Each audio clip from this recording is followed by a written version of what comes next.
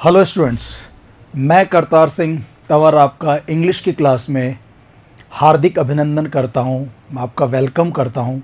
दोस्तों, हम लोग प्रपोजिशन टॉपिक को पढ़ रहे थे और हम लोगों ने प्रपोजिशन के बारे में जो बेसिक जानकारियां थी वो हमने देख ली थी कि कहाँ ऑन आता है, कहाँ ओवर आता है, उनमें डिफरेंस क्या होता है, ओवर में और अलोंग में क्या डिफरेंस होता है, बिटवीन में और अमंग में क्या डिफरेंस होता है, इन में और इनटू में क्या डिफरेंस होता है। इस सब प्रोपोजिशन को हमने अलग अलग कॉन्टेक्स्ट में पढ़ लिया था। अभी इसके बारे में कुछ और एडवांस जानकारी हम लोग लेते हैं। एक तो हमें ये पढ़ना है कि कौन कौन सी ऐसी वर्ब्स हैं जिनके साथ प्रोपोजिशन यूज़ होते ही नहीं हैं। कुछ ऐसी वर्ब्स हैं जो अपने साथ प्रोपोजिशन नहीं लेती, उनमें खुद में ही प्रोपोजिशन होता है। जैसे मैं आपको एग्जांपल देता हूँ जहाँ वर्ब प्रोपोजिशन नहीं लेंगी, है ना। नो प्रोपोजिशन, जहाँ प्रपोजिशन यूज ही नहीं होगा, प्रोपोजिशन आएगा ही नहीं। कुछ वर्ब्स ऐसी होती हैं, जैसे देखो एक वर्ब होती है अकम्पनी। अकम्पनी दो शब्दों से मिलकर बना, एसी और कंपनी। इसका मतलब होता है गो विथ, किसी के साथ जाना। गो विथ, अगर आप किसी के साथ जाते हैं तो अकम्पनी, कंपनी के साथ, किसी कंपनी में आप किसी के साथ जाते हैं तो अकम्पनी वर्ड यूज़ करते हैं। विथ जो प्रपोजिशन है वो इसमें ऑलरेडी इंक्लूड होता है। तो कुछ वर्ब्स ऐसी हैं जिनके साथ प्रपोजिशन ऑलरेडी इंक्लूड होते हैं या फिर उनके साथ ज़रूरत ही नहीं पड़ती है, तो आप मत लगाओ इनके साथ में। अगर कहीं कह रहे हैं कि she is going a company with her husband, तो अगर आपने अ कंपनी के साथ में विथ प्रपोजिशन का यूज़ कर लिया तो वो गलत हो जाएगा, क्योंकि अ कंपनी में विथ ऑलरेडी इंक्लूड है, उसमें पहले से ही है, तो आपको अलग से विथ लगाने की ज़रूरत नहीं है। ऐसे ही जैसे वेट के साथ तो फॉर लगता है, वेट फॉर, लेकिन अगर अवेट वर्ड आ जाए, प्रतीक्षा करने के लिए भी होता है, तो इसके साथ में फॉर यूज़ मत करना, ये गलत होता है, ये ठीक है ना। ऐसे कई वर्ब्स हैं जिनके साथ प्रोपोजिशन यूज़ नहीं होते हैं। मैं भी आपको उसकी एक पूरी लिस्ट और बहुत सारे उसके साथ एग्जांपल्स, हर वर्ब के साथ कुछ एग्जांपल्स मैं आपको देता रहूँगा ताकि आपके समझ में बातें बैठ जाएं।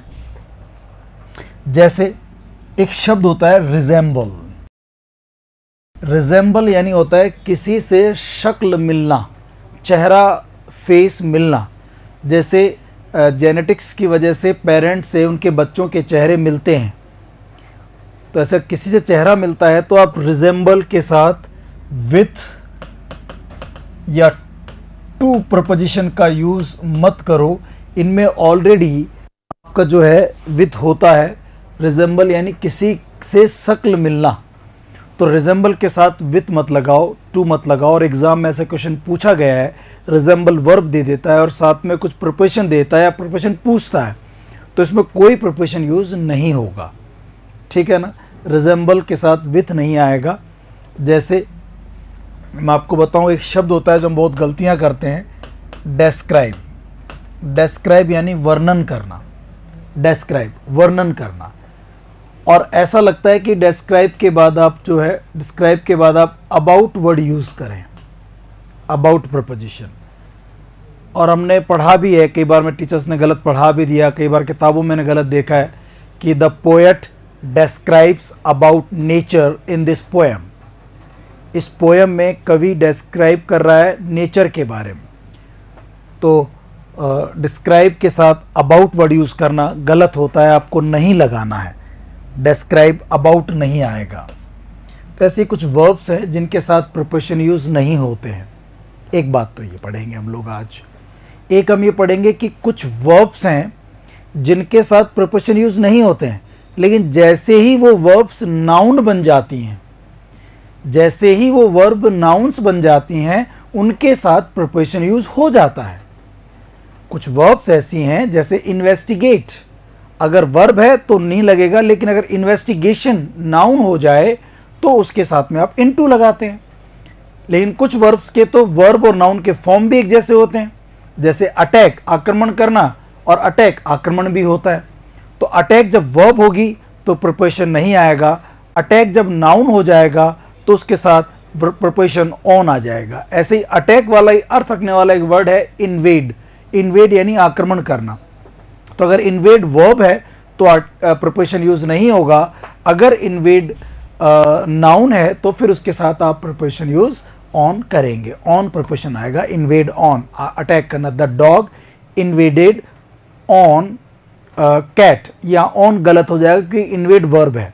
लेकिन आपने कहा it was a severe invade, ये बहुत ही भयानक आक्रमण था ऑन अ कैट, तो फिर आप ऑन लगा देंगे। इन्वेड अगर नाउन है तो लग जाएगा, इन्वेड अगर वर्ब है तो नहीं लगेगा। तो कुछ ऐसे वर्ड्स हैं, कुछ ऐसी वर्ब हैं जो वर्ब फॉर्म में प्रिपोजिशन नहीं लेती हैं, लेकिन जैसे ही वो नाउन हो जाती हैं उनके साथ आप लोग प्रिपोजिशन का यूज़ करते हैं।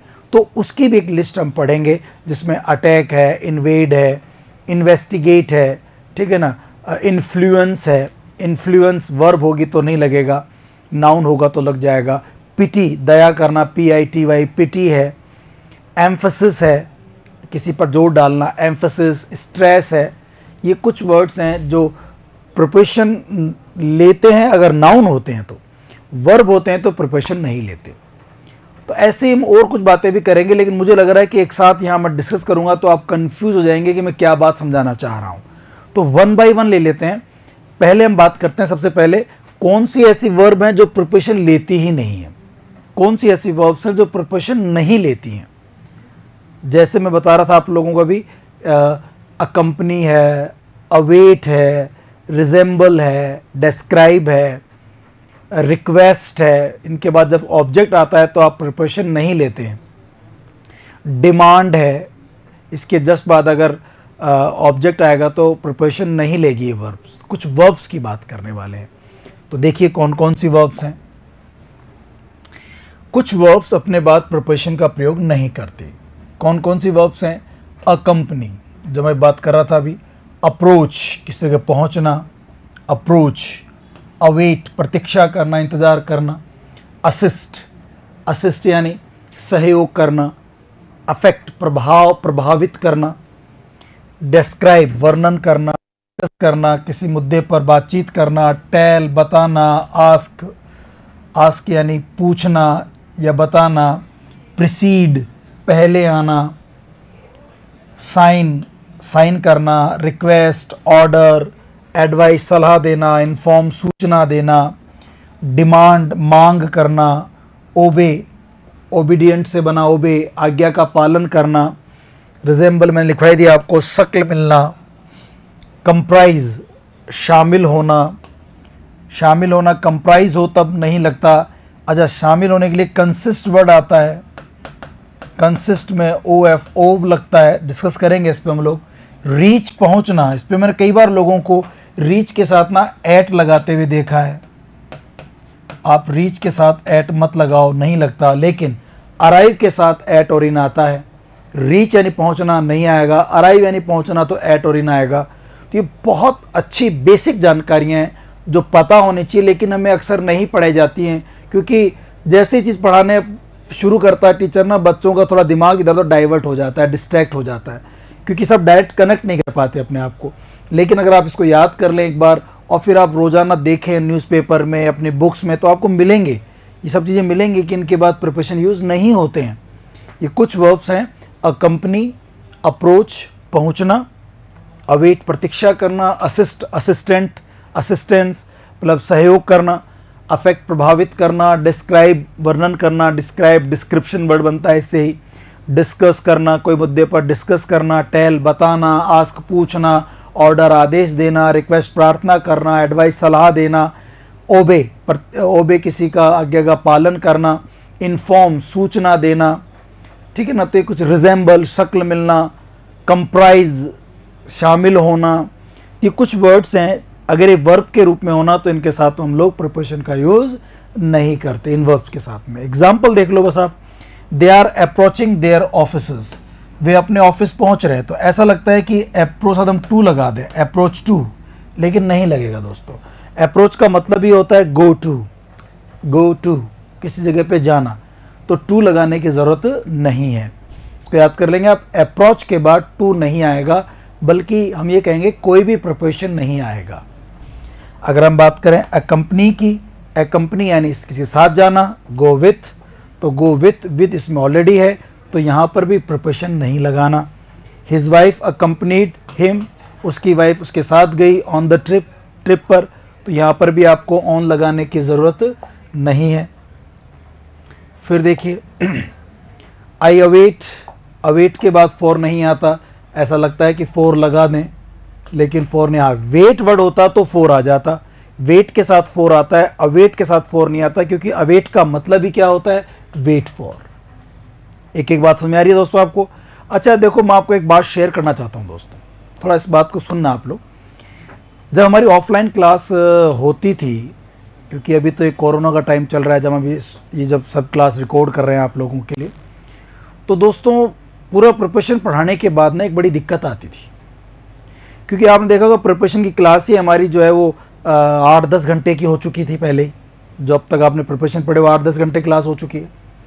उसके बाद जब हम पेपर करते हैं, एग्ज़ाम में कुछ क्वेश्चंस करते हैं, तो आधे क्वेश्चंस तो वो होते हैं जो हमने पढ़ लिए, बल्कि आधे से भी कम, और बहुत सारे क्वेश्चंस वो होते हैं जिनमें कौन सा प्रिपरेशन आएगा वो फिक्स होता है, ये आएगा ये नहीं। हिंदी अर्थ करके लगता है कि यार ये आना चाहिए, लेकिन वास्तव में आता कुछ और है। तो आज वाली क्लास जो हमारी है वो इसी बात पर बेस्ड है कि कौन कौन से प्रिपरेशंस ऐसे हैं जो इन वर्ब साथ में फिक्स हैं, कहीं दो दो आते हैं तो ये कब आएगा ये कब आएगा, या कई ऐसी स्थितियाँ जो हम पढ़ रहे हैं फिलहाल जैसे अभी, कि जहाँ प्रिपरेशन आते ही नहीं है, लगेगा कि यार ये आना चाहिए बट आता ही नहीं है। जैसे हमें लगेगा अवेट साथ में फॉर लगा दो लेकिन नहीं आता। जैसा अगला देखो आप, in this poem the poet describes, इस कविता में पोएट डिस्क्राइब करता है, वर्णन करता है नेचर का। तो ऐसा लगता है कि हम लोग ना अबाउट लगा दें, about nature, describe about nature, लेकिन दोस्तों अबाउट नहीं आएगा, एक्चुअली कोई प्रिपरेशन नहीं आएगा। They were discussing the problem of Kashmir, वे कश्मीर की प्रॉब्लम पर डिस्कस कर रहे हैं, तो दे आर डिस्कसिंग अबाउट, लोग ऐसे बोल देते हैं और बड़ा सुनने में अच्छा भी लगता है। डिस्कस के साथ लोग अबाउट लगा देते हैं, लेकिन नहीं आएगा। डिस्क्राइब में अबाउट नहीं आएगा, डिस्कस में अबाउट नहीं आएगा। Are you getting my point guys? ये वर्ब्स हैं discuss, describe, await, accompany, approach, इनके साथ प्रिपरेशन का यूज़ नहीं होता। और देखिए आप, वो सेम वर्ब है, I discussed my problem with my parents, she told. ये देखो मैंने सारे वर्ड्स एक साथ लिख दिए हैं, और ये सब आपने पढ़े होंगे जब हम लोग एक्टिव वॉइस, पैसिव वॉइस या डायरेक्ट पढ़ रहे थे, खासकर डायरेक्ट इनडायरेक्ट। उसमें वर्ब को, किसी वर्ब को टोल्ड में चेंज करते हैं, आदेश हो तो ऑर्डर्ड में करते हैं, पूछना हो तो आस्क में करते हैं, प्रार्थना करनी हो तो रिक्वेस्ट करते हैं, सलाह देनी हो तो एडवाइज्ड करते हैं, एडवाइज्ड भी इसमें हो सकती है। ये सब जो वर्ब हैं, इनके जस्ट बाद में अगर ऑब्जेक्ट हो तो कोई प्रिपरेशन नहीं आता। अब आपके दिमाग में आ रहा, टू लगाया था ना आपने, टू लगाते हैं, लेकिन इस ऑब्जेक्ट के साथ टू नहीं लगाते, टू बाद में सेंटेंस को जोड़ने के लिए लगाते हैं। ये टू आ सकता है बाद में। He ordered me to go there, she ordered me, she requested me to open the door. तो टू बाद में आ सकता है, लेकिन यहां टू नहीं आएगा। जस्ट इन वर्ब्स के बाद में अगर कोई ऑब्जेक्ट हो, मी, हिम, हर, राम, तो यहां पर कोई भी प्रपोजिशन का यूज नहीं करेंगे, यहां प्रिपोजिशन नहीं लगेगा, ठीक है ना। यहां तो आप क्रॉस ही लगाएंगे। मेरी बात समझ आ रही है आप लोगों को? ओके। फिर देखिए, वी शुड ओबे, ओबे के बाद भी कोई भी प्रिपोजिशन नहीं लगेगा। We should obey to our parents, with our parents, नहीं, कुछ भी नहीं आएगा। इन्फॉर्म के बाद कुछ नहीं आएगा। Please inform us of any changes, कोई भी अगर आप चेंज करते हैं तो प्लीज़ हमें इन्फॉर्म करें। Please inform us of any changes, तो इन्फॉर्म के बाद कभी भी कोई अगर ऐसे प्रोनाउन वगैरह दे रखा हो तो आप, मतलब ऑब्जेक्ट दे रखा हो तो मत लगाओ, ओबे के बाद मत लगाओ, इन्फॉर्म के बाद मत लगाओ, इन सब के बाद नहीं लगेगा, ठीक है ना। और देखिए आप, वी डिमांड कंपेंसेशन, कॉम्पेंसेशन, हमें कॉम्पेंसेशन की डिमांड करते हैं। कॉम्पेंसेशन यानी क्षतिपूर्ति, जो हमारा नुकसान हुआ है उसकी भरपाई की वो डिमांड करते हैं।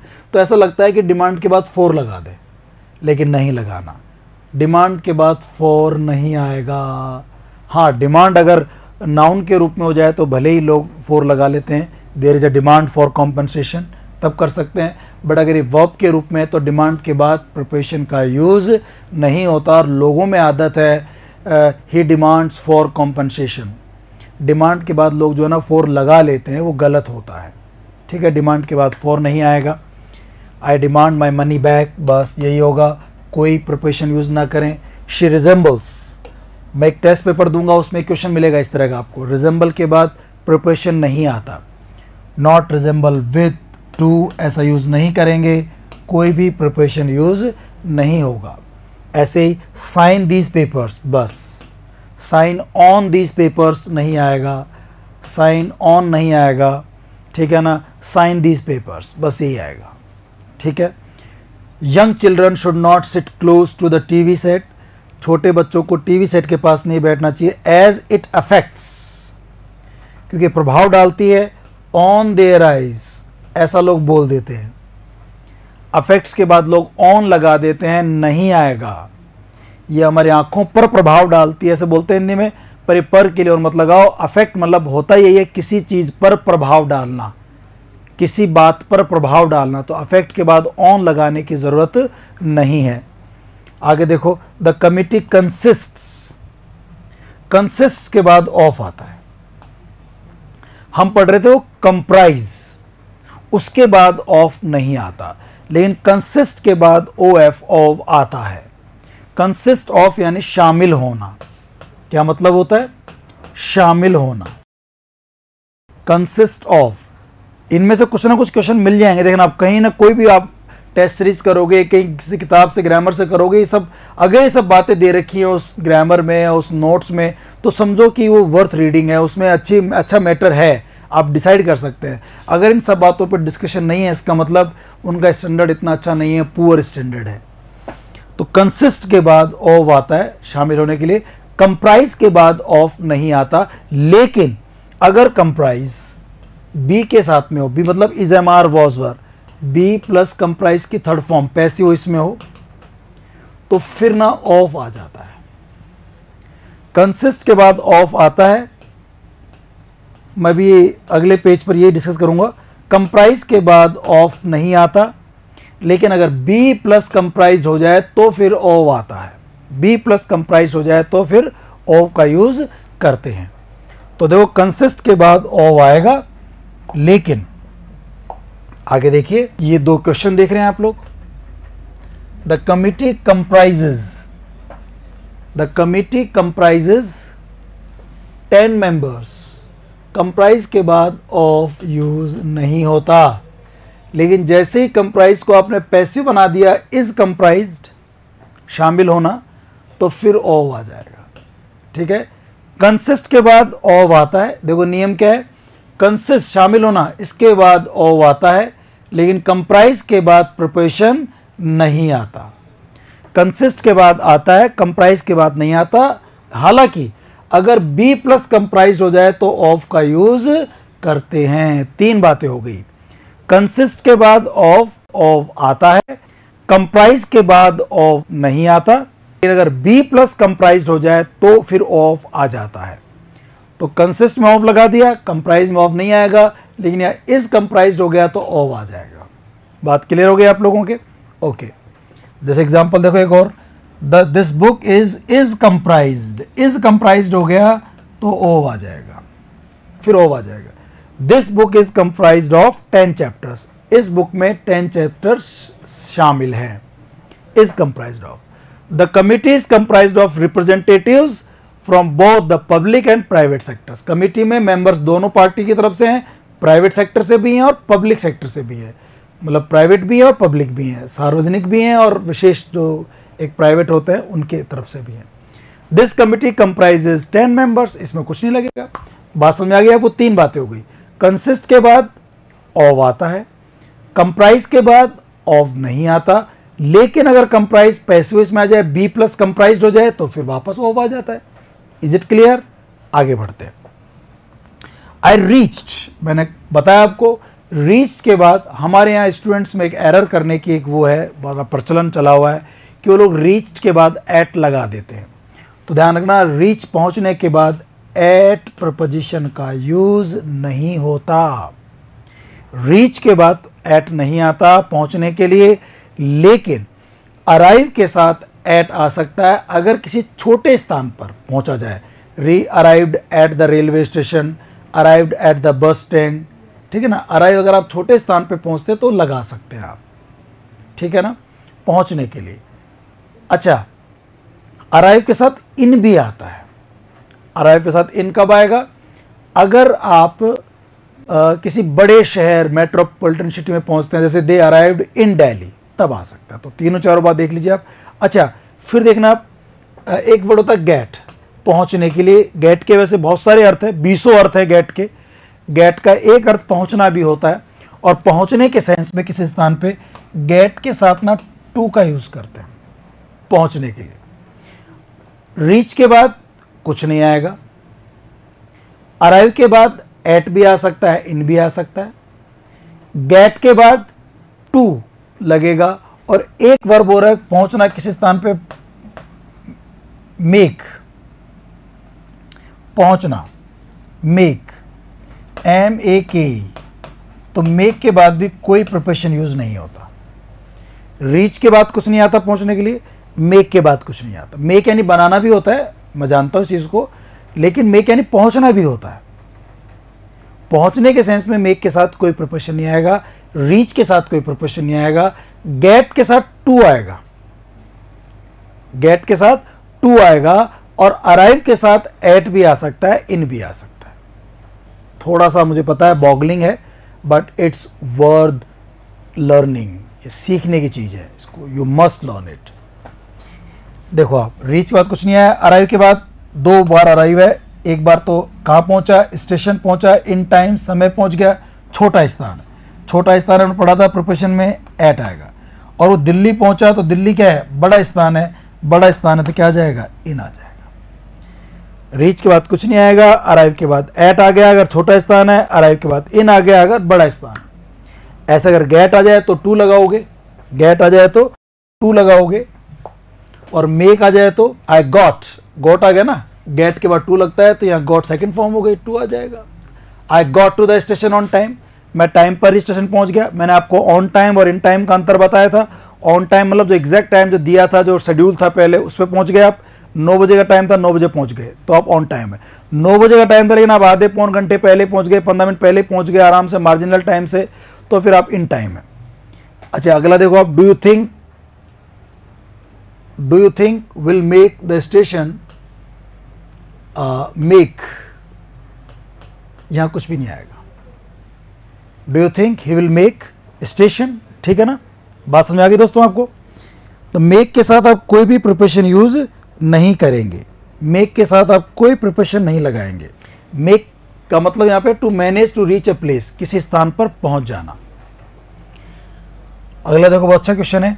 She had to leave Jaipur, उसे जयपुर छोड़ना पड़ा। बैग एंड बैगेज, ये एक मुहावरा है, एक ईडियम है।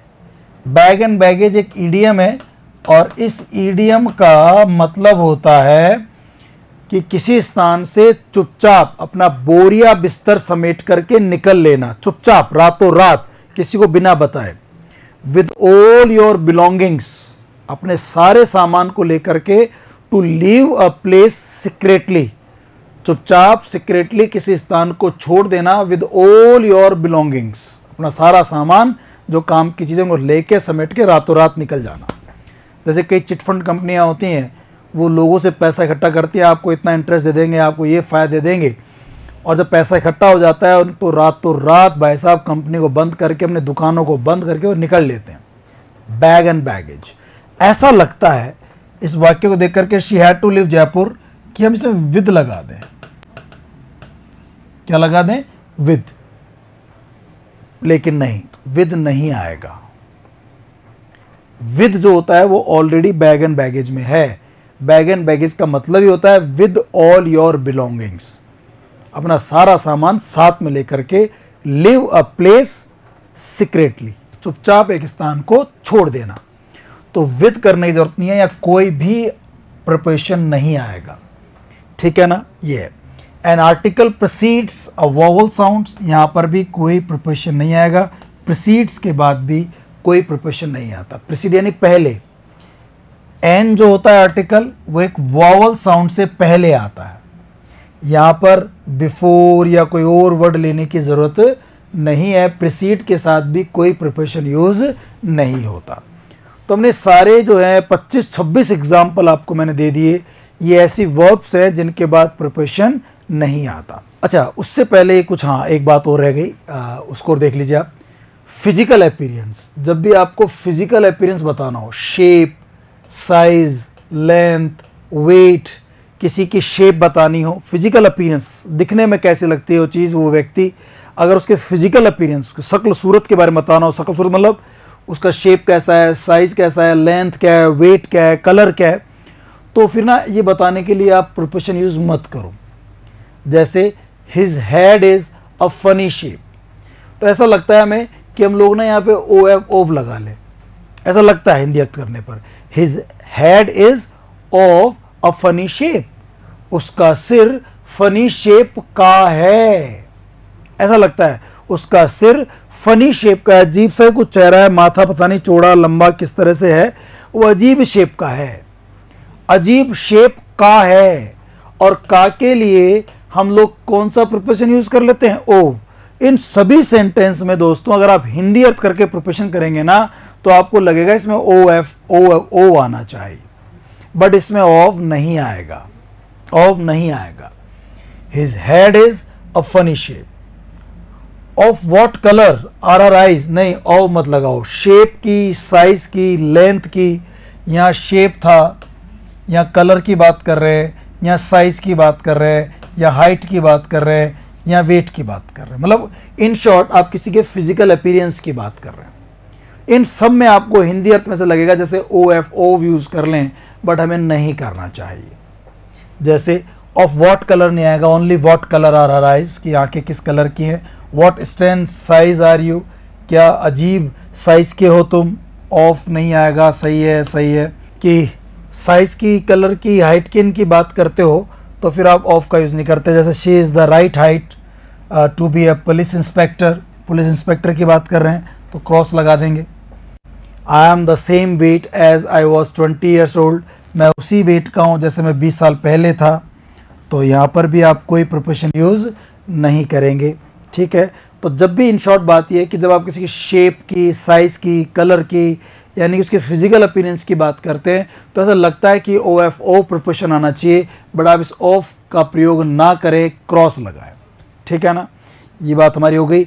अब हम बात करते हैं जो वर्ब के रूप में तो ले लेती हैं, लेकिन वो नाउन, वर्ब के रूप में प्रिपोजिशन नहीं लेती हैं लेकिन नाउन के रूप में ले लेती हैं।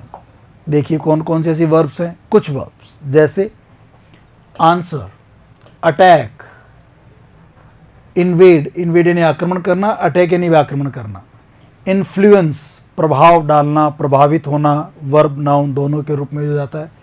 इन्वेस्टिगेट छानबीन करना, ये वर्ब है। पिटी दया करना, एम्फसाइज स्ट्रेस किसी पर जोर डालना, स्ट्रेस डालना, एम्फसाइज करना, ये जो जितने भी वर्ब है इनका प्रयोग यदि वर्ब के रूप में हो तो कोई प्रिपोजिशन मत लगाओ, वर्ब के रूप में हो तो नो प्रपोजिशन। लेकिन अगर ये नाउन के रूप में हो, अगर इनका यूज हम नाउन के रूप में करते हैं तो प्रिपोजिशन विल बी यूज्ड, तो फिर इनके साथ आप प्रिपोजिशन का यूज करेंगे। अगर ये वर्ब के रूप में है तो नहीं करेंगे, जैसे ये नाउन बन जाएंगी आप कर लेना। तो अब आप पता कैसे चलेगा, सेंटेंस देखें पता लग जाएगा। जैसे मैंने कोशिश की है कि जोड़े में दूं, एक में वर्ब एक में नाउन, ताकि आपको कॉन्सेप्ट क्लियर हो जाए। आप वैसे थोड़ा टेंस वेंस सब पढ़ लिए हैं आपने तो आपसे समझ भी सकते हैं। He did not answer, did not answer, he subject है, डिड नॉट आंसर ये वर्ब है, उसने उत्तर नहीं दिया। अगर ये वर्ब है तो वर्ब के रूप में कोई प्रपोजिशन यूज नहीं होगा, तो यहां प्रपोजिशन यूज मत करो, नो प्रपोजिशन। ही गैव नो आंसर, उसने उत्तर नहीं दिया। देखो ही गैव ये सब्जेक्ट है, अब गैव वर्ब है, यहाँ गैव वर्ब है, उसने नहीं दिया, क्या नहीं दिया, उत्तर नहीं दिया, तो ये यहाँ पर ऑब्जेक्ट है। गैव का ऑब्जेक्ट होते हैं नाउन या प्रोनाउन, तो ये नाउन के रूप में यूज हो रहा है। यहाँ पर जो अगर समझो आप तो नो डिटर्मिनर होता है, और डिटर्मिनर के बाद वैसे भी क्या आते हैं, नाउन आते हैं। तो आंसर यहाँ पे वर्ब नहीं है, वर्ब तो यहाँ पे गैव हो गई, तो वर्ब के बाद आ रहा है, इसका मतलब ये वर्ब नहीं है, इसका मतलब वर्ब तो नहीं है, ये नाउन है। तो अगर आंसर नाउन है तो फिर प्रिपोजिशन ले लेगा, और क्या प्रिपोजिशन लेंगे, he gave no answer to my question, he gave me no answer, he gave no answer to my question, उसने मेरे प्रश्न का कोई उत्तर नहीं दिया। वापस देखना, ये जो आंसर वर्ड देख रहे हैं इसकी बात कर रहे हैं, अगर ये वर्ब के रूप में हो तो कोई प्रिपोजिशन यूज नहीं होगा, लेकिन जैसे ये नाउन बन जाएगा तो आप प्रिपोजिशन यूज करेंगे। अब आपको देखना ये है कि भाई ये वर्ब है कि नाउन है। तो हमने यहाँ क्या देखा, ही डिड नॉट आंसर, तो देखो ये हेल्पिंग वर्ब नेगेटिव और ये वर्ब, ये हेल्पिंग वर्ब होगी डिड, नॉट आ गया मेन वर्ब होगी, तो वर्ब ही है, वर्ब है तो कोई प्रिपोजिशन नहीं आएगा। लेकिन यहाँ देखना, ही गैव, गैव सेकंड फॉर्म हो गई तो अपने आप पूर्ण वर्ब आ गई यहाँ पे। तो अब इसके बाद है फिर वो वर्ब नहीं है, इसका मतलब फिर वो नाउन है। तो ही गैव नो आंसर, उसने कोई उत्तर नहीं दिया, उत्तर नाउन संज्ञा है, ऐसी स्थिति में टू लग जाएगा, फिर ये आंसर साथ में टू लगाते हैं। अच्छा, एक शब्द होता है रिप्लाई, रिप्लाई अगर वर्ब हो तब भी टू लगता है, रिप्लाई अगर नाउन हो तब भी टू लगता है। आंसर में तो क्या होता है, वर्ब हो तो कुछ नहीं लगेगा, नाउन है तो टू लगेगा, लेकिन रिप्लाई भी उत्तर देना होता है, जवाब देना होता है, रिप्लाई के साथ हमेशा ही टू लगेगा, चाहे वर्ब हो और चाहे वो नाउन हो। तो देखो अगले दो क्वेश्चन हमारे यही हैं। शी रिप्लाइड माई क्वेश्चन, उसने मेरे प्रश्न का उत्तर दिया, शी रिप्लाइड माई क्वेश्चन, तो टू लगाएंगे। It is a good reply, एक अच्छा जवाब था, इट सब्जेक्ट है, इज वर्ब है, गुड एडजेक्टिव है, रिप्लाई का नाउन के रूप में यूज हो रहा है, अगर नाउन के रूप में हो तब भी टू लग जाएगा, वर्ब के रूप में हो तब भी टू लग जाएगा, इसमें कोई दिक्कत नहीं होती। China attacked India in 1962, China ने 1962 में इंडिया पर अटैक किया, अटैक किया, देखो ये सब्जेक्ट है चाइना और ये वर्ब है, तो वर्ब है, नाउन नहीं है, वर्ब है, तो वर्ब है तो कोई भी या प्रपोजिशन यूज नहीं होगा। लेकिन जैसे ही अटैक नाउन के रूप में हो जाएगा तो फिर ये ले सकता है प्रपोजिशन। अभी मैंने कई बार लोगों को देखा है करते हुए, China attacked on India, China attacked on India, नहीं, वर्ब अगर हो अटैक तो ऑन का यूज नहीं करेंगे, फिर आप ऑन का यूज नहीं करेंगे, ठीक है ना। और देखिए आप वर्ब के नाउन के रूप, इसमें नाउन के रूप में देख लेते हैं इसको हम लोग। It was a severe attack, देखो आप, it was a severe attack, A article है, आर्टिकल के बाद में ये अटैक जो है ये नाउन के रूप में हो गया। It was a severe attack, ये बहुत ही भयानक अटैक था अफगानिस्तान के ऊपर।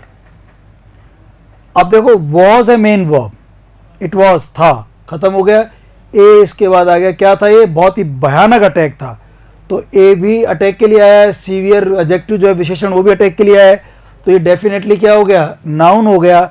अगर ये नाउन है तो ऑन आ जाएगा।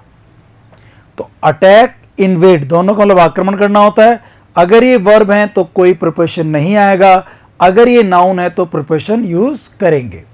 जैसे द डॉग इन्वेडेड, डॉग ने इन्वेड आक्रमण किया किसके ऊपर, द कैट, कैट के ऊपर। अब ये इन्वेड यहाँ पे वर्ब है, डॉग ने इन्वेड किया, आक्रमण किया, और देखो ईडी लग रहा है, ये ईडी वगैरह वगैरह भी किस में लगते हैं, ये वर्ब में ही लगते हैं, तो यहाँ पर कोई भी प्रपोजिशन लगाने की ज़रूरत नहीं है। ऐसे देखो आप, ये दो वर्ड हैं, इन्फ्लुएंस, इन्फ्लुएंस, यहाँ पे मिस्टर अन्ना इन्फ्लुएंस्ड ईडी लगा रखा है, कुछ नहीं आएगा, लेकिन ही हैज़ इन्फ्लुएंस, उसका इन्फ्लुएंस है, प्रभाव है हमारे ऊपर, तो ऑन भी आ सकता है, ओवर भी आ सकता है, इसमें ऑन और ओवर दोनों आ सकते हैं। अगर इन्फ्लुएंस नाउन है तो फिर ऑन भी आ सकता है, ओवर भी आ सकता है, अगर वर्ब है तो कोई प्रिपोजिशन यूज नहीं होगा। देखो मुझे पता है कि आपका दिमाग यहाँ ज़्यादा एक्टिव नहीं है, क्यों नहीं है आपका दिमाग ज़्यादा एक्टिव, क्योंकि यहाँ कुछ समझने समझाने की चीज़ नहीं, ये फैक्ट्स हैं, और फैक्ट्स ना डायरेक्ट हमको लेने होते हैं। वैसे तो आपको बहुत सारे प्रिपरेशंस की, से फिक्स प्रिपरेशंस की, कहाँ कौन सा आता है कौन सा नहीं आता, लिस्ट किताबों मिल जाएगी, लेकिन उनमें से मैं कुछ छांट कर लाया हूँ आप लोगों के लिए जो बहुत ज़्यादा इंपॉर्टेंट है, बहुत ज़्यादा इंपॉर्टेंट है। हम इस क्लास में वो सब डिस्कस कर रहे हैं। इतना पढ़ने के बाद ना आपको मज़ा आएगा प्रिपरेशन के अंदर।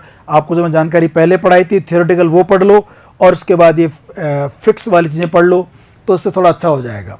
इन्फ्लुएंस साथ में ऑन ओवर दोनों आ सकते हैं। अगला देखो, the police carefully investigated. Police ने बड़ा केयरफुली इन्वेस्टिगेट किया, बड़ी ध्यान से उसने छानबीन की। द केस को बड़े ध्यान से छानबीन की। इन्वेस्टिगेट वर्ब के साथ में कोई भी प्रिपोजिशन नहीं आएगा, लेकिन जैसे ही इन्वेस्टिगेट इन्वेस्टिगेशन हो जाएगा, ये ION लगने से, TION लगने से नाउन बन जाता है। और वैसे भी देखो आप, द पुलिस हैव कंप्लीटेड, ये वर्ब है, पुलिस ने कंप्लीट कर लिया। क्या कंप्लीट कर ली? देयर इन्वेस्टिगेशन, अपनी छानबीन। तो ये अब नाउन हो गया। नाउन के साथ में इनटू का यूज़ कर लेते हैं। The police have completed there investigation into this matter, इस मैटर में। ऐसे देखो पिटी के साथ में, पिटी वर्ब होगी तो नहीं आएगा, और नाउन हो जाएगा तो फिर दया आई ऑन, ऊपर तो ऑन आ जाता है अगर नाउन होता है तो। इस क्वेश्चन देखो क्या है, आई पिटी हर, मुझे उस पर दया आती है। आई सब्जेक्ट है, पिटी वर्ब है, वर्ब है तो कुछ भी नहीं आएगा। इसमें ही पिटीड सेकंड फॉर्म हो गई, ये भी वर्ब ही है। अगर वर्ब है तो नहीं आएगा, ठीक है ना, वर्ब है तो कोई प्रिपोजिशन नहीं आएगा। लेकिन जैसे ही ये पिटी जो वर्ड है अगर ये नाउन हो गया तो फिर ना आप लगा लेंगे। आई टुक पिटी, देखो यहां कर दिया हमने नाउन। आई सब्जेक्ट है, टुक यहां वर्ब की सेकंड फॉर्म है। मुझे आ गई पिटी दया, ये क्या आ गई, मुझे उस पर दया आ गई, तो ये नाउन हो गया। अब ये नाउन हो गया। जैसे ही नाउन हो जाए ऑन लगा दो। आई टुक पिटी ऑन हर, मुझे उस पर दया आ गई। And lent her the money, और मैंने क्या किया, उसको पैसा उधार दे दिया। दया आ गई, मैंने उसे पैसा उधार दे दिया। आई हैव पिटी, अब देखो हैव वर्ब है। आई हैव पिटी, मुझे दया है, मुझे दया आती है। हिम, उसके ऊपर, ऑन हिम, ऑन प्रोपोजिशन है, इसलिए प्रोनाउन का ऑब्जेक्टिव फॉर्म आ गया।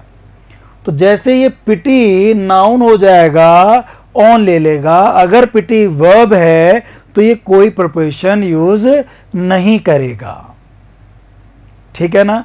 ये सभी वर्ड्स साथ में है, पिटी हो। और चाहे आगे देखो आप, माई फादर एम्फसाइजेज, एम्फसाइज यानी जोर डालना, और उसी का एक सिनोनिम है स्ट्रेस, किसी चीज पर स्ट्रेस डालना, एम्फसाइज करना, जोर डालना। अगर ये वर्ब के रूप में है, बिल्कुल वर्ब के रूप में, माई फादर सब्जेक्ट है तो वर्ब भी तो है ये, तो इनके साथ में कोई प्रिपोजिशन यूज नहीं होगा। ऐसा लगता है कि ऑन लगा दें, on the value of punctuality, लेकिन लगाना नहीं है, ठीक है ना।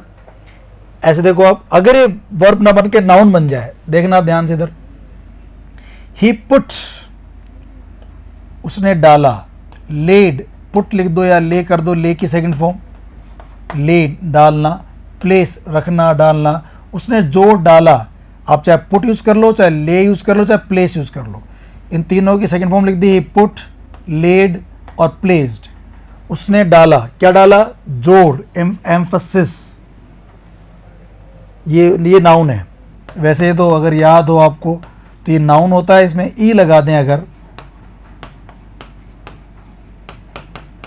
ई लगाते हैं लास्ट में तो वर्ब बनता है। अच्छा, यहाँ पर जो है ये एस भी आता है और जेड भी आता है, दोनों ही वर्ब सही होती हैं। देखो मैंने यहाँ जेड लिखा है, तो बस इनके आगे ई लगा दो आप, चाहे वो एस हो चाहे जेड हो, उससे फर्क नहीं पड़ता। ई लगा रखा है अगर तो वर्ब है, तो ये वर्ब है। और एम्फसिस लिखा हुआ है तो फिर वो नाउन है। और स्ट्रेस का दोनों फॉर्म एक ही होता है, बट पता लग गया कि भाई ये तो वर्ब है, ये तीनों यहाँ पर वर्ब हैं। और वर्ब के बाद ये जो वर्ड है दोनों हमारे, ये नाउन है। नाउन है तो फिर ऑन आ जाएगा। फिर आप क्या लगा देंगे दोस्तों, ऑन लगा देंगे। तो 26 क्वेश्चन हमने वो कर लिए जिन वर्ब साथ में प्रिपोजिशन यूज नहीं होते हैं। 17 क्वेश्चन हमने ये कर लिए। ये क्या बात है, इसमें ये पढ़ा हम लोगों ने कि भाई कुछ वर्ब्स ऐसी होती हैं जो वर्ब के फॉर्म में होंगी तो प्रिपोजिशन यूज नहीं करेंगे, लेकिन जैसे ही ये वर्ब्स नाउन बन जाती हैं तो अपने अपने हिसाब से ये प्रिपोजिशंस ले लेती हैं। ठीक है ना। इंपॉर्टेंट जितनी वर्ब्स हैं वो सब मैंने लिखवा दी हैं, उनके आपको एग्जाम्पल्स भी एक एक दो दो दे दिए हैं। ये बात समझ में आ गई आपको। अब इसके बाद एक इम्पॉर्टेंट बात हमारी और रह जाती है, वो देखो ये है, ये एक्टिव वॉइस पैसिव वॉइस में हम डिस्कस करते हैं। एक्टिव वॉइस पैसिव वॉइस में डिस्कशन किया जाता है इसका। ये क्या बात है, देखो आप, कुछ वर्ब्स एक्टिव वॉइस में कोई प्रिपोजिशन नहीं लेती। जब एक्टिव वॉइस में लिखते हैं, एक्टिव वॉइस क्या होता है, जिसमें काम करने वाला सब्जेक्ट पहले आता है। एक्टिव वॉइस शॉर्ट में एवी लिख दिया मैंने, इसमें सब्जेक्ट पहले आता है, फिर वर्ब आती है, फिर ऑब्जेक्ट आता है।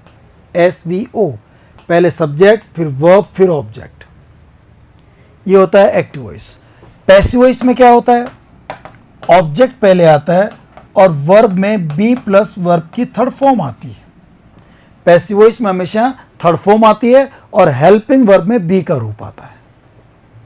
तो यहां ये एक्टिव वॉइस पैसिव वॉइस की बात है कि जिन सेंटेंस में सब्जेक्ट शुरू में दे रखा हो, ऑब्जेक्ट बाद में दे रखा हो, तो जो वर्ब होगी वो प्रिपोजिशन नहीं लेंगी। मैं कुछ निश्चित की बात कर रहा हूं यहां पे, ये इनकी जो बोर्ड पे लिखा हुआ है उस केस में नहीं लेंगे। अगर वो पैसिव वॉइस में यूज हो जाएं तो आपको ध्यान है पैसिव वॉइस में बाई आता है, by Ram, by Rohan, by me, by her. तो जब बाई लगाते थे ना हम लोग, वहां बाई के स्थान पर ये अलग अलग प्रिपोजिशन होते हैं, कहीं पर एट, कहीं पर विद, कहीं पर टू और कहीं पर इन। बाई की जगह पे जब बाई लगाते थे ना पैसिव वॉइस में, बाई के स्थान पर कहीं एट आएगा, कहीं विद आएगा, कहीं टू आएगा, कहीं इन आएगा। एक्टिव वॉइस में तो बाई आता ही नहीं है। इसलिए ये बात है कि कुछ वर्ब्स एक्टिव वॉइस में कोई प्रिपोजिशन नहीं लेती, लेकिन जैसे इनका पैसिव वॉइस बनाते हो तो फिर आप प्रिपोजिशन का यूज करते हो।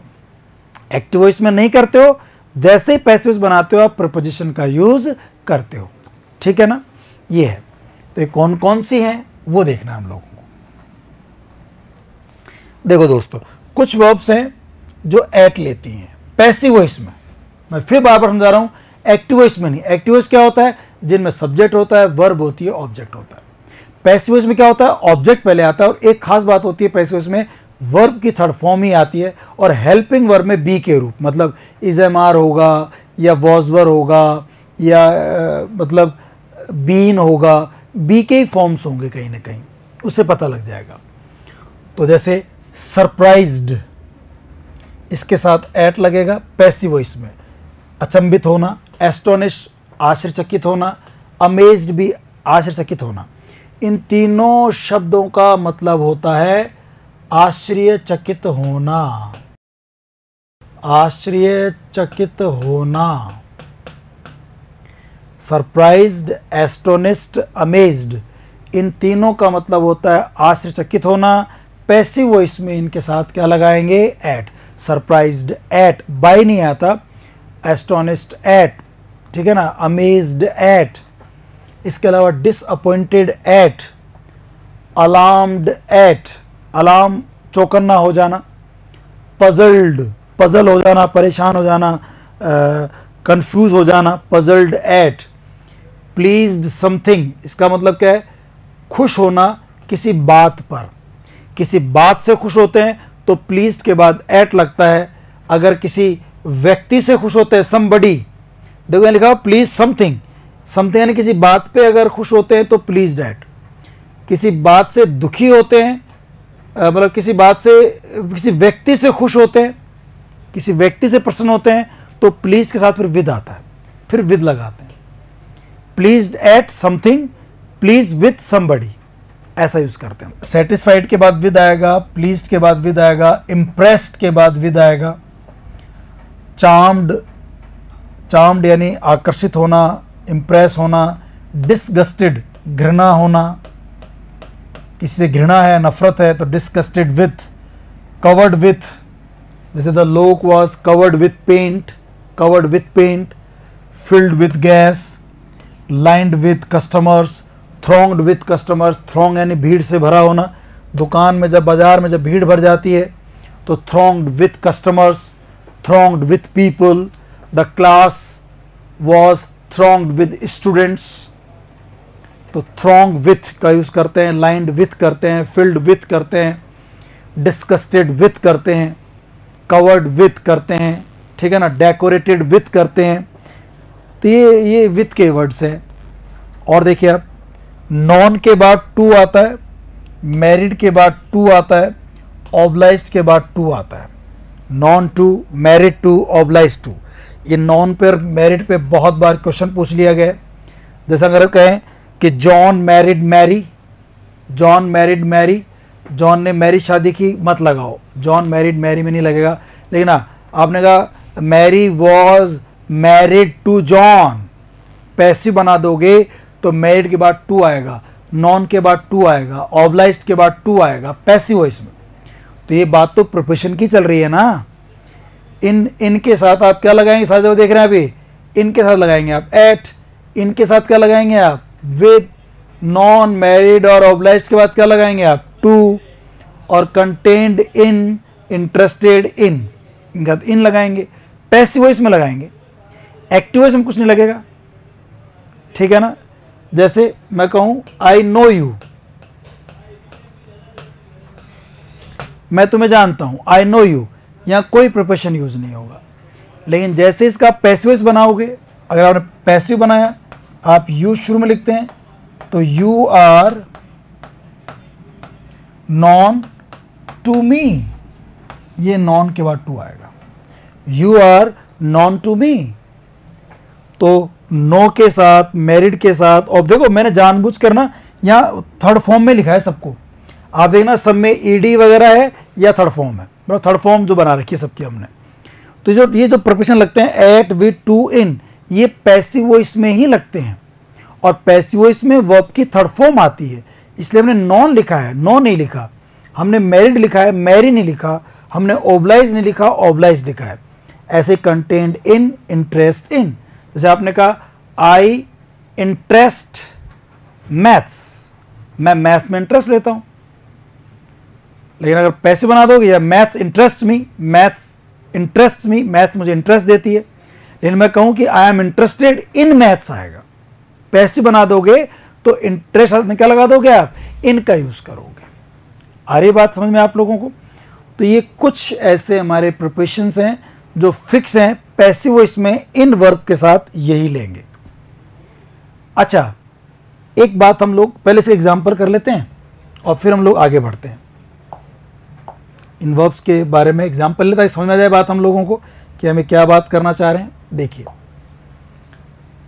राम मैरिड सीता और सीता वॉज मैरिड राम, ये दो सेंटेंस है। अब आप थोड़ा पहचानो एक्टिव वॉइस है कि पैसिव वॉइस है। राम मैरिड सीता, राम ने सीता से शादी की। किसने शादी की, राम ने शादी की। किससे शादी की, सीता से। काम करने वाला राम है, मैरिड है, वर्ब की सेकंड फॉर्म दे रखी है, और यहाँ कोई थर्ड फॉर्म नहीं है, कोई बी का रूप नहीं है। क्योंकि देखो अगर अकेली आती है ना ईडी लगी तो सेकंड फॉर्म ही होती है, थर्ड फॉर्म कभी अकेली नहीं आती, साथ में कोई ना कोई हेल्पिंग वर्ब यूज होती है, is, am, are, was, were, has, have. तो यहाँ उस नहीं है तो सेकंड फॉर्म है। ये एक्टिव वॉइस का वाक्य है। अगर एक्टिव वॉइस का वाक्य है तो आप यहाँ पर कोई भी प्रपोजिशन यूज नहीं करेंगे। Ram married Sita.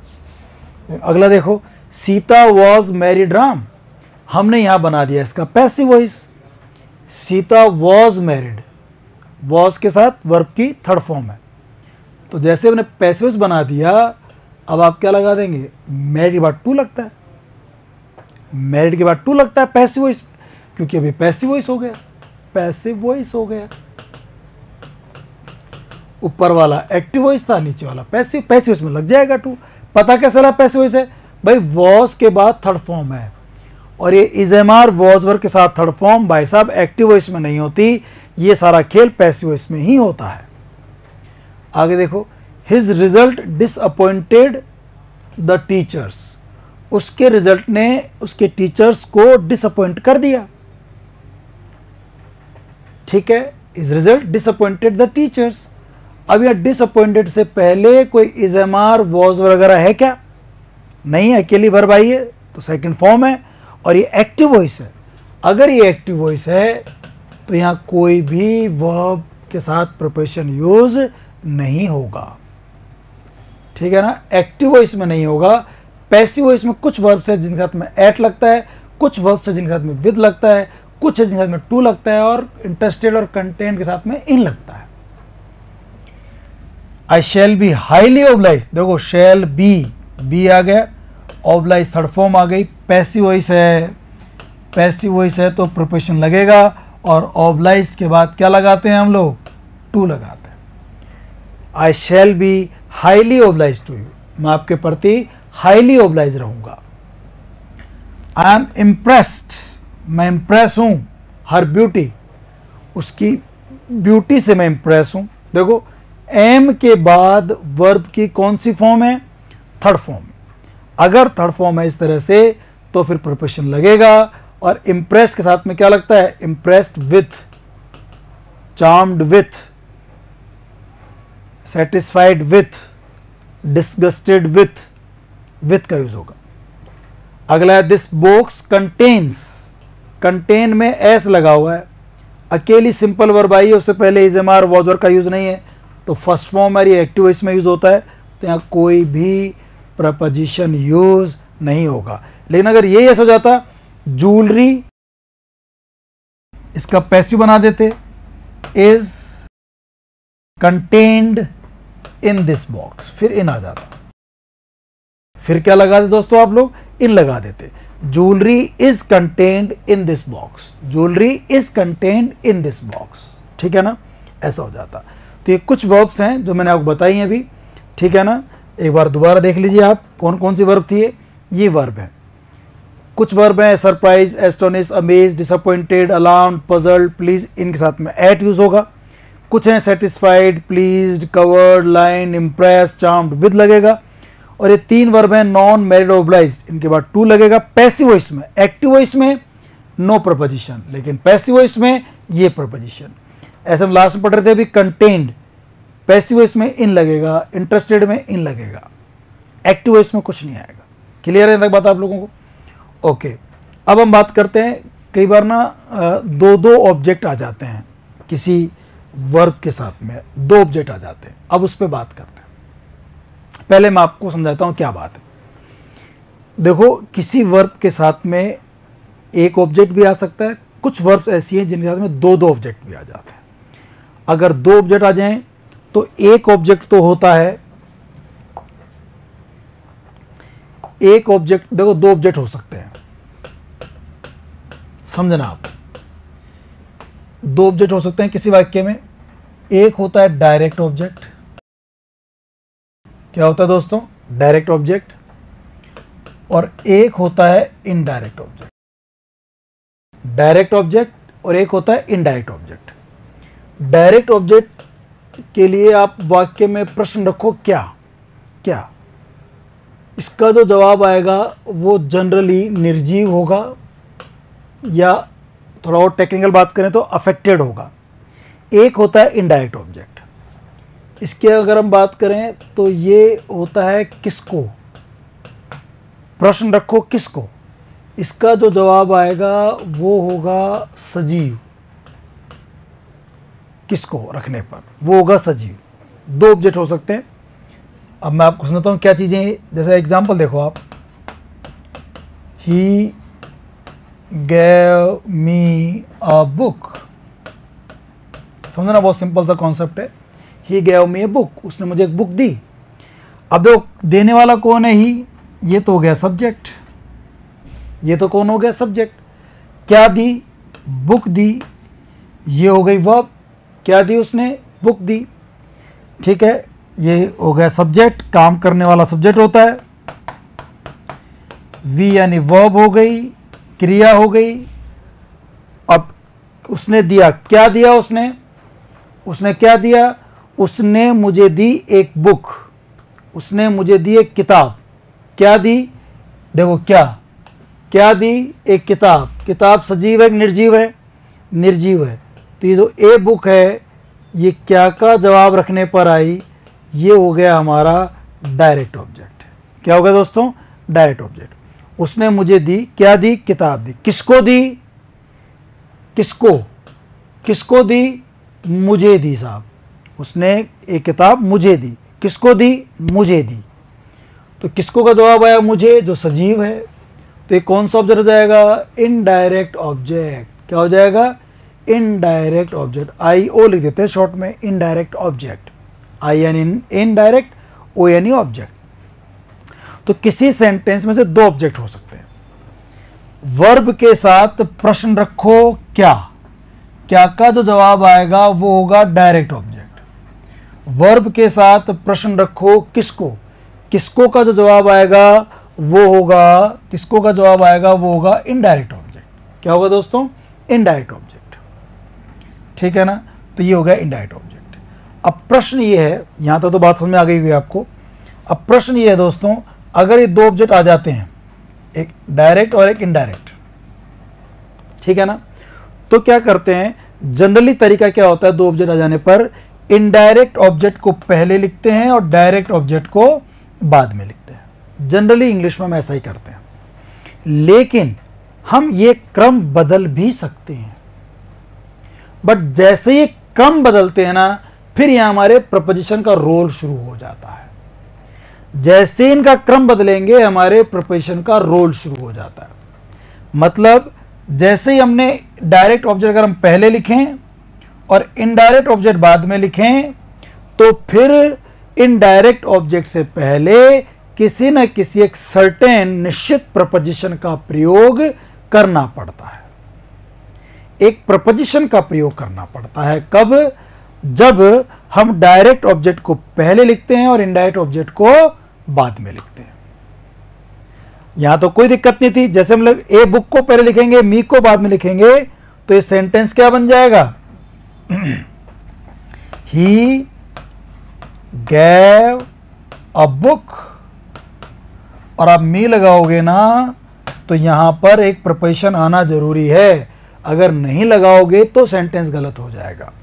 He gave a book, क्या लगाना चाहिए? To me. जहां लेने देने की बातें आती है ना, कुछ दिया कुछ लिया, चाहे वो हाथ से दिया चाहे दिमाग से दिया, लिया दिया, तो ऐसे केस में टू किसी को देना, है ना, इस तरह से यूज करते हैं। कोई देने वाला हो कोई लेने वाला हो तो टू का करते हैं।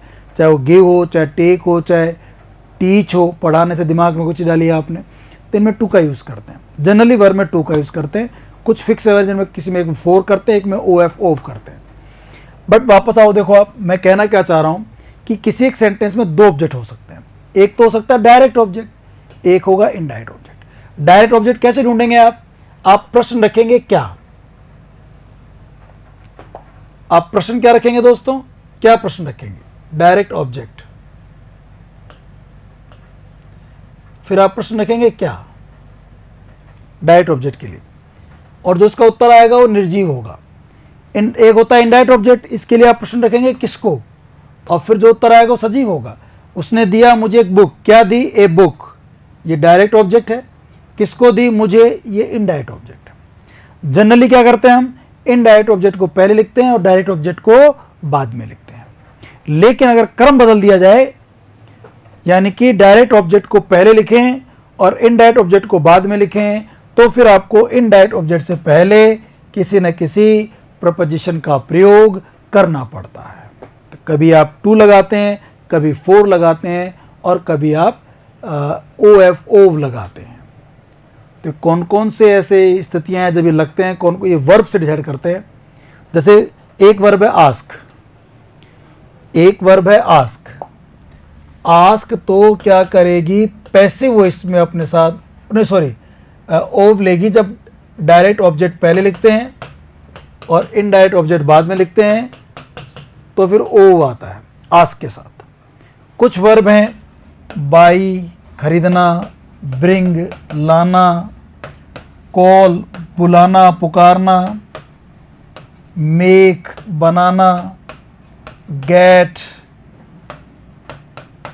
फाइंड प्राप्त करना, गेट प्राप्त करना, बॉयल उबालना, ये कुछ वर्ब्स हैं।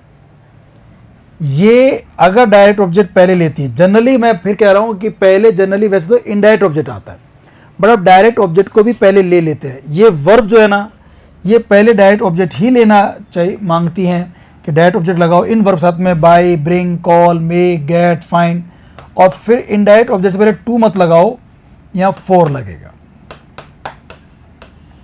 यहां 4 लगेगा। Direct object plus 4 plus indirect object. कौन कौन सी वर्ब में जो 4 लेती हैं? Buy, bring, call, make, get, find, boil. ये अपने साथ क्या लेती हैं? 4 लेती हैं। आस्क क्या लेती है अपने साथ में? ओव लेती है। बाकी की वर्ब क्या लेती हैं? फिर 2 लेती हैं। कब लेती हैं? जब डायरेक्ट ऑब्जेक्ट पहले लिखते हैं और इनडायरेक्ट ऑब्जेक्ट बाद में लिखते हैं, तो कहीं 2 आता है, कहीं 4 आता है, और कहीं पर क्या आस्क के साथ में ओव आता है। बस इतनी सी बात आपको याद रखनी है। मैं आपको इसको एक बार और समझा देता हूँ कुछ एग्जाम्पल्स के साथ में, ताकि ये पूरा कॉन्सेप्ट आप लोगों के क्लियर हो जाए। देखो दोस्त, यदि किसी वर्ब के बाद 2 ऑब्जेक्ट हो सकते हैं 2 ऑब्जेक्ट। 2 ऑब्जेक्ट कौन कौन से? एक तो होता है इनडायरेक्ट ऑब्जेक्ट और एक होता है डायरेक्ट ऑब्जेक्ट।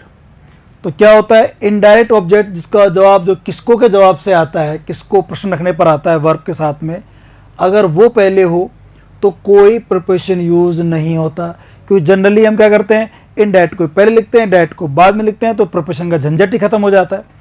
दिक्कत कब आती है? जब आप इनडायरेक्ट ऑब्जेक्ट को उठा करके बाद में लिखोगे और डायरेक्ट ऑब्जेक्ट उठा करके शुरू में लिखोगे। देखो ये वाली स्थिति, इन वर्ब्स में अगर डायरेक्ट ऑब्जेक्ट पहले लिखें, इनडायरेक्ट बाद में लिखें, तो किसी न किसी प्रपोजिशन का यूज करना पड़ता है, फिर आपको प्रपोजिशन लगाने पड़ते हैं। डायरेक्ट ऑब्जेक्ट को पहले लेने पर इनडायरेक्ट ऑब्जेक्ट से पहले एक सर्टेन प्रपोजिशन का प्रयोग करना पड़ता है। कब? जब डायरेक्ट ऑब्जेक्ट को पहले लेते हैं और इनडायरेक्ट ऑब्जेक्ट को बाद में। डायरेक्ट ऑब्जेक्ट क्या होता है? वर्ब के साथ क्या प्रश्न रखने पर आता है, क्या प्रश्न रखने पर आता है। इनडायरेक्ट ऑब्जेक्ट क्या होता है? वर्ब के साथ किसको प्रश्न रखने पर आता है। ठीक है ना। अब ये कुछ वर्ब हैं, बाई खरीदना, ब्रिंग लाना, call, make, find, get, boil. इन वर्ब्स के बाद में 4 प्रपोजिशन का यूज करते हैं। अगर डायरेक्ट ऑब्जेक्ट पहले लेते हैं, इनडायरेक्ट बाद में लेते हैं, तो फिर आप यहाँ क्या लगाते हैं दोस्तों? 4 लगाते हैं। जैसे ही बोट, उसने खरीदा। क्या खरीदा? एक कार। ये क्या का जवाब है? अगर ये क्या का जवाब है तो कौन सा ऑब्जेक्ट हो गया? डायरेक्ट। और किसके लिए खरीदा? किसको खरीद के दिया? मी, मुझे। ये इनडायरेक्ट। तो इनडायरेक्ट ऑब्जेक्ट पहले है और डायरेक्ट ऑब्जेक्ट बाद में है, तो यहां कोई भी प्रपोजिशन की जरूरत नहीं है यहां पर, और न यहां पर है, लगेगा ही नहीं। इनडायरेक्ट पहले आना चाहिए। जनरली यो आ रखा है, कोई प्रॉब्लम नहीं है, कोई प्रपोजिशन नहीं आएगा, नो प्रपोजिशन अगर इनडायरेक्ट ऑब्जेक्ट पहले लेते हैं। अगर डायरेक्ट पहले लेते हैं, डायरेक्ट पहले लेते हैं, तो इनडायरेक्ट ऑब्जेक्ट से पहले प्रपोजिशन का यूज करना होता है। इन वर्ब्स के साथ में 4 लगता है, buy, bring, call, make, get, find, boil. इनके साथ 4 लगता है। कब? जब डायरेक्ट ऑब्जेक्ट को पहले लेते हैं। देखो आप, अगले में यही तो किया इसने, ए कार को पहले ले लिया और मी को बाद में लिया, तो क्या हो जाएगा? ही बोट ए कार। यहां तो कुछ नहीं आएगा, यहां पहले कुछ नहीं आएगा, इनडायरेक्ट से पहले प्रपोजिशन आएगा। और बाई जो है उसकी सेकंड फॉर्म होती है बोट, इसके साथ में 4 यूज करेंगे। तो यहां क्या लगाएंगे दोस्तों? आप 4 लगाएंगे। ठीक है, he bought a car for me. Okay, समझ में आ गई थोड़ी बात आपको? बाई के साथ डायरेक्ट ऑब्जेक्ट पहले लेने पर, डायरेक्ट ऑब्जेक्ट पहले लेने पर इनडायरेक्ट ऑब्जेक्ट से पहले क्या लगा दिया? 4 लगा दिया। ऐसे 1-2 एग्जाम्पल और देख लीजिए। देखो, she called me a taxi. तो मी पहले है भाई, इनडायरेक्ट सजीव पहले है, निर्जीव बाद में। आप तो ये याद रख लो ना, सजीव निर्जीव। सजीव पहले हो तो कुछ नहीं, निर्जीव पहले हो तो यहां कुछ नहीं, यहां पर 4 लगेगा कॉल वर्ब के साथ। सजीव निर्जीव देख लो आप, डायरेक्ट मतलब निर्जीव, इनडायरेक्ट मतलब सजीव, ऐसे याद रख लो चाहे आप। आस्क के बाद बीच में ऑफ आएगा, जैसे ही आस्क्ड मी, सजीव पहले आ गया, कुछ नहीं आएगा। अ क्वेश्चन, निर्जीव पहले आ गया, डायरेक्ट ऑब्जेक्ट पहले आ गया, तो ओ एफ ओव आएगा। आस्क के बाद ओ एफ ओव लगाएंगे। बहुत ही इंपॉर्टेंट बात है ये वाली, अधिकतर लोगों को ये बात पता नहीं होगी। आप अपने आसपास के लोगों से पूछना कि यार ये आस्क के बाद एक्टिव वॉइस में क्या होता है और पैसिव वॉइस में क्या होता है, नहीं सॉरी, जब डायरेक्ट ऑब्जेक्ट पहले लेते हैं तो क्या होता है, इनडायरेक्ट ऑब्जेक्ट पहले लेते हैं तो क्या होता है। इतनी बातें नहीं पढ़ते लोग, न तो कोई पढ़ाता है न कोई पढ़ते हैं, बट इनमें से क्वेश्चंस एग्ज़ाम में आ जाते हैं, इसलिए मेरा पढ़ाना आपको मजबूरी है। हम यहाँ सोच रहे हैं कि हर चीज़ ही कवर हो जाए, कुछ बचे ना। जब पेपर देखें आप एग्ज़ाम में तो आपको लगे यार जो पढ़ाया था ना सर ने सब कुछ उसी में से ही है, या मोस्ट ऑफ द थिंग्स उसमें। देखो अब कुछ 2 4 5 चीज़ें तो अलग आ सकती हैं, बट हम फिर भी पूरी कोशिश कर रहे हैं जितने 12 साल का जो अनुभव है, जो पेपर देखे हैं, कि यार सब चीज़ें आ जाएं, कुछ छूटे ना हमारे से। अच्छा, ये ऑफ लेता है आस्क, वो बाई ब्रिंग वगैरह 4 लेता है, बाकी सब वर्क हाथ में 2 लेते हैं। कब लेते हैं 2? जब डायरेक्ट ऑब्जेक्ट पहले लिखेंगे, निर्जीव को पहले लिखेंगे और सजीव को बाद में लिखेंगे। या मी सजीव इनडायरेक्ट ऑब्जेक्ट, कुछ नहीं आएगा। यहाँ ए बुक सेम क्वेश्चन का, ही गैव मी अ बुक, कुछ नहीं आएगा। He gave a book to me. He taught English, English direct object है, क्या पढ़ाया? इंग्लिश। क्या का जवाब है? निर्जीव है, 2 लगेगा। He taught English to us, उसने हमें इंग्लिश पढ़ाए। ही टॉट अस इंग्लिश, कुछ नहीं आएगा। ही टॉट अस इंग्लिश, कुछ नहीं आएगा। He taught English to us, ठीक है, तब फिर 2 लगेगा। ओके, यहां तक बात क्लियर है आप लोगों के? आगे बढ़ते हैं।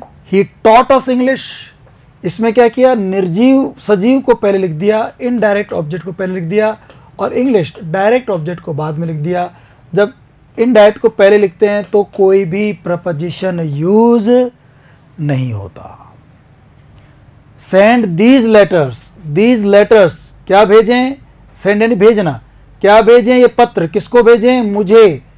कहाँ भेजें? मेरे एड्रेस पर। तो ये मुझे भेजें या मेरे एड्रेस पर भेजें, ये है सजीव इनडायरेक्ट ऑब्जेक्ट।